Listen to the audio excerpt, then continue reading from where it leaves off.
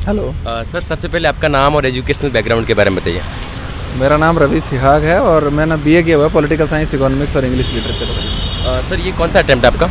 मेरा 4th attempt है ये। ओके सर, बात करें कितनी बार आपने इंटरव्यू दिए है? 3 बार इंटरव्यू दिया। ओके सर, ओवरऑल आज के इंटरव्यू की स्पेशली बात करते हैं कि आखिर कैसा गया आपका इंटरव्यू? अच्छा गया इंटरव्यू। ओके सर, शुरुआती क्वेश्चन किस प्रकार के पूछे गए आपसे? शुरुआती क्वेश्चन वही डेफ से पूछे गए थे कि एग्रीकल्चर मेरा बैकग्राउंड अच्छा है, बैकग्राउंड है, तो एग्रीकल्चर से कुछ क्वेश्चंस थे। कुछ क्वेश्चंस डेफ से थे, जैसे क्विज से रिलेटेड था, और मेरी सर्विस प्रेफरेंसेस से कुछ क्वेश्चन थे, यही सब था। सर इससे पहले भी आपने इंटरव्यू दिए और आज इंटरव्यू दिए, उन्होंने आपको क्या डिफरेंस लगा सर? कोई डिफरेंस नहीं लगा, एक जैसे ही होते हैं सारे इंटरव्यू। अच्छा। हाँ सर बात करें स्पेशली बहुत सारे हिंदी मीडियम के एस्पिरेंट हैं जिनको लग रहा है कि यूपीएससी अब सिलेक्शन हिंदी मीडियम का कम होता जा रहा है। आखिर सर इसके बारे में आप क्या कहना चाहेंगे? ऐसा नहीं है, थोड़ी सी स्ट्रेटजी वगैरह अच्छे से प्रिपेयर करें, और इंग्लिश के मटेरियल को थोड़ा पढ़ना पड़ेगा क्योंकि हिंदी में मटेरियल की कमी है, और थोड़ा सा साइंटिफिक तरीके से अगर हम पढ़ेंगे तो हिंदी मीडियम से भी सिलेक्शन हो सकते हैं। सर अभी आप सर्विस में भी है, सर्विस में होने के बाद में भी इस बार आप इंटरव्यू देने जा रहे हैं, तो सर आप किस टाइम मैनेजमेंट किस प्रकार कर रहे हैं? टाइम मैनेजमेंट करना पड़ता था, सुबह जल्दी उठना पड़ता था, रात को लेट तक सोना पड़ता था, थोड़ा नींद से कॉम्प्रोमाइज़ करना पड़ता था, ये सभी चीज़ें।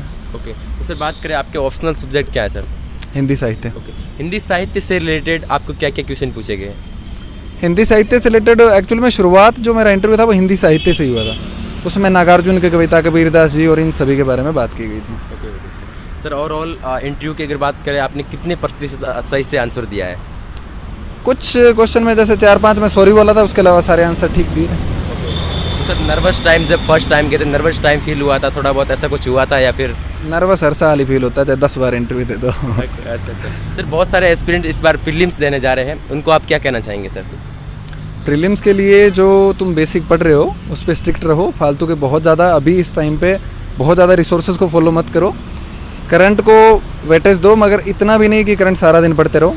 जो बेसिक है उसको पढ़ते रहो, टेस्ट सीरीज़ लगाओ, कुछ अच्छे टेस्ट दो, और प्रीवियस ईयर क्वेश्चन सॉल्व करो। ओके सर, कि जैसा कि अभी हिंदी मीडियम के आंसर राइटिंग प्रैक्टिस में बहुत सारे स्टूडेंट्स को दिक्कत आ रही है, क्योंकि लंबे लंबे लेख लिखने पर उसमें बहुत सारे मटेरियल्स को चार्ट के लिखना पड़ता है, तो उसमें सर आपने किस प्रकार लिखा और कैसे मैनेज किया ये सब?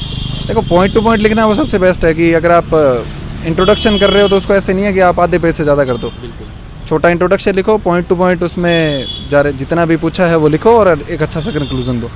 मटेरियल बहुत है पढ़ने का, लेकिन वहाँ पे अपन को या तो 150 या 250 वर्ड्स लिखने पड़ते हैं, तो इतने ही लिखो, उसके हिसाब से पढ़ो। कि हम लोगों को पूरा विद्वान नहीं बनना है, हम लोगों को एग्ज़ाम क्लियर करना है, तो उस हिसाब से पढ़ो। ओके सर, किसी भी काम को जब शुरुआत करते हैं बहुत दिक्कत होती है, चाहे यूपीएससी की परीक्षा हो या किसी भी एग्जाम की। जब एस्पिरेंट यूपीएससी की परीक्षा को लेकर चिंतित होता है, तो उसके बारे में सर शुरुआत में होते मटेरियल्स कहाँ से खंगाले, कैसे करें, क्या करें, इसके बारे में सर क्या कहोगे आप?